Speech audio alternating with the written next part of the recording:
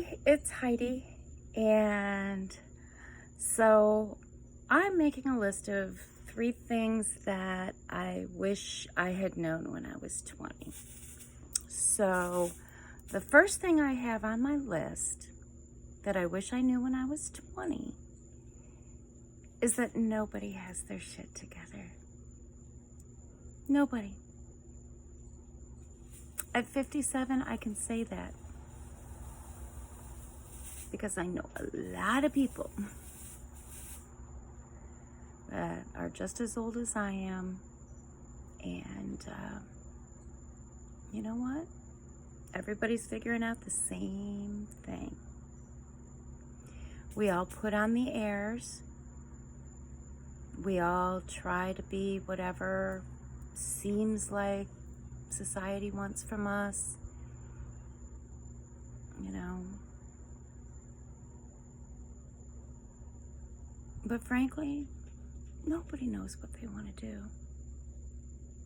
And all the people who acted like they did and that everybody looked up to, all the successful people, you know, running the companies or being the shitty boss, yeah, they don't know what they're doing either. So just keep that in mind. Every time you feel like you are so incredibly fucked up, just remember, nobody else has their shit together either. And everybody's just putting on a mask. Number 2, things I wish I'd known when I was 20.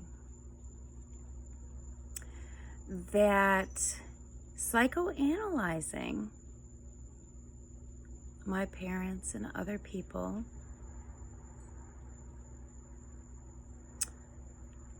and coming to the conclusion that I had worked out all of my childhood trauma because I had done that psychoanalyzing, and I came to the conclusion that, wow, they did the best they could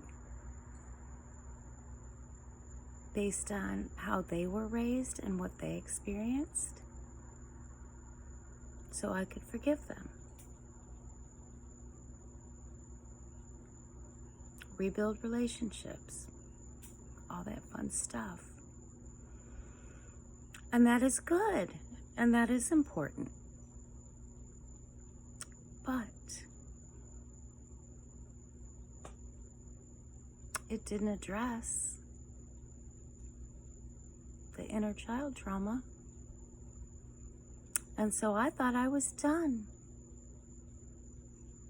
And I'm here to tell you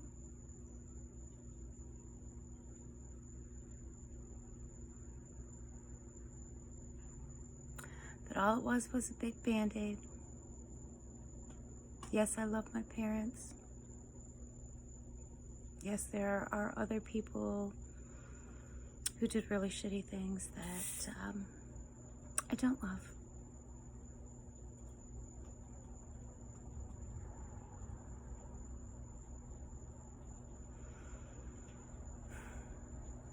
But had I known that there was another piece of the puzzle, which was doing the inner child work, I would have discovered I'm a people pleaser. I would have discovered that perfectionism is part of my childhood trauma personalities, and that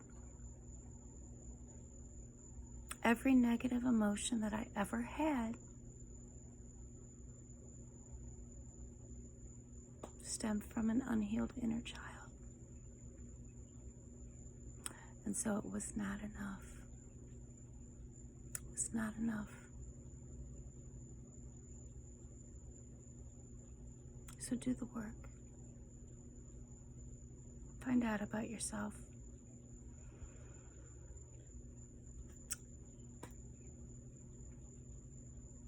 Inner child work. So if you have any negative emotions at all, if you ever lose control, feel like everything's out of your hands, that's how you know you still have work to do. And it's different for everybody, but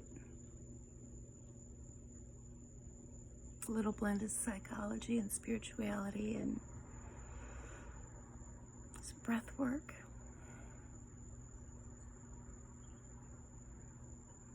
The healing can come, and when it does, it's better than anything you can imagine.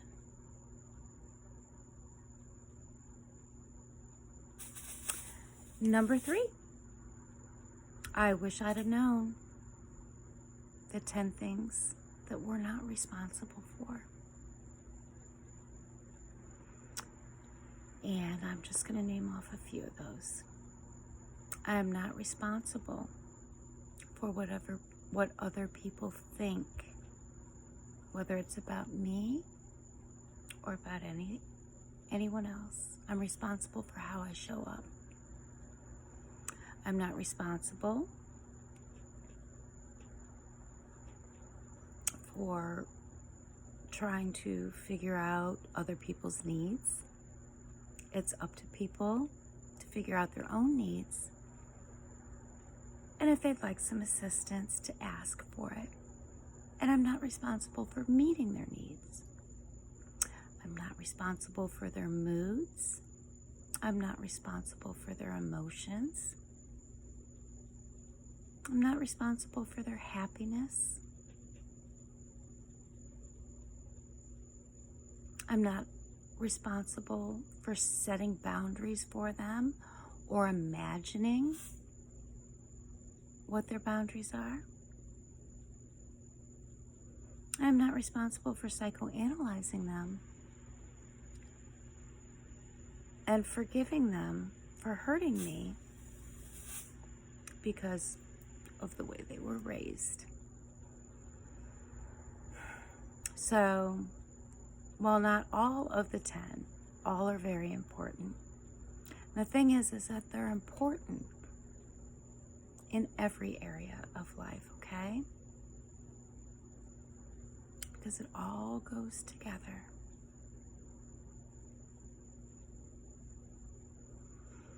And obviously in the personal aspects and the individual growth and all that other stuff, obviously those things are very important, but they're also very important in your work life. Because you see, when you walk in to a job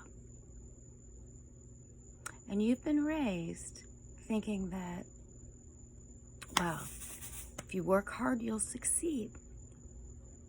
So you go in and you're a people pleaser and you can anticipate the boss's needs and, you always have everything ready before it's needed. You always do extra work. You're always helping people. You're literally doing the 10 things. You're just doing it in a work environment. And that's why there are so many people in this world who have worked their asses off their entire lives, into their 60s, 70s, 80s, and have nothing to show for it. Never got promoted, stayed at jobs because, well, the company needs them.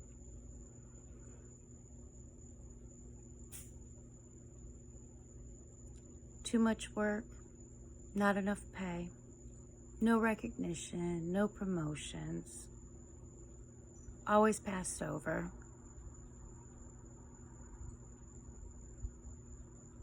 It's too expensive to promote you. It would take too many people to do your job.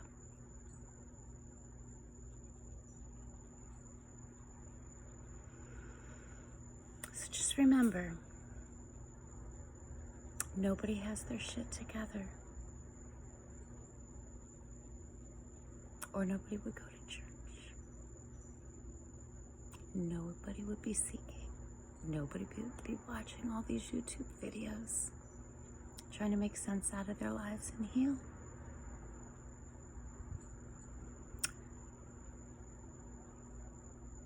And that forgiveness is something that needs to be reframed. Because the people who hurt you, they can fuck the fuck off.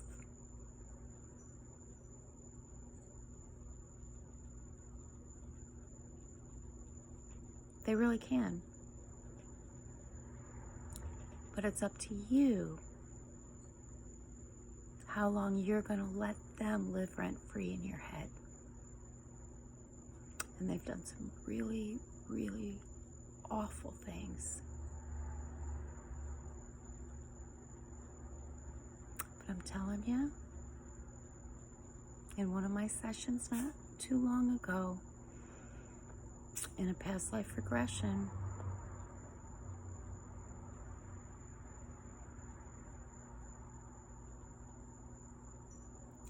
I had someone describe to me being murdered.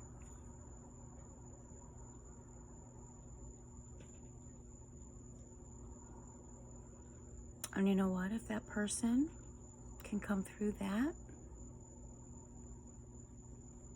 and that was probably the kindest thing that was done to that person.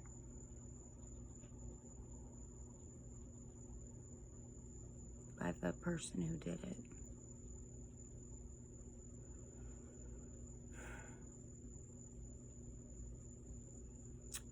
Point being,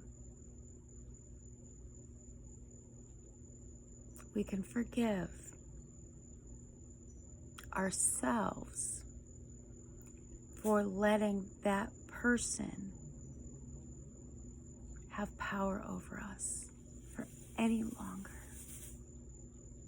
Not 1 minute longer.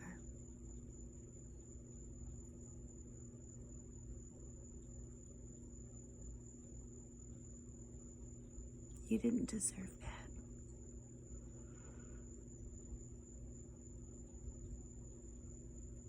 Cut the cord.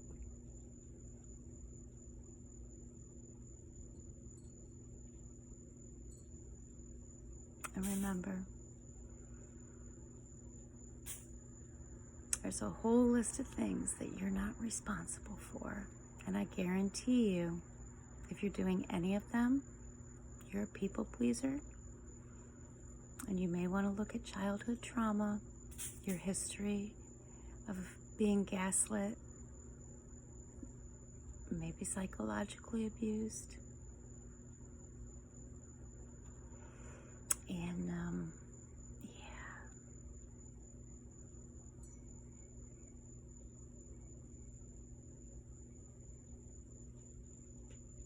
inner child work, shadow work. And that inner child is every upset emotion that you have had your entire life. It's not you.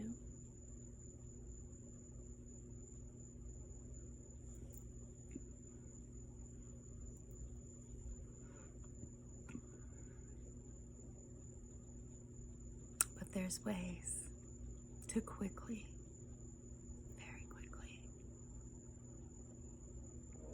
heal yourself through it. Now that I have for myself, I'm going to do my damnedest to fast track that kind of healing for as many people as I can. So, if you only learn one thing today from this video, go on YouTube and search for 10 things that I'm not responsible for. It'll make a difference. And I'll be here when you have questions.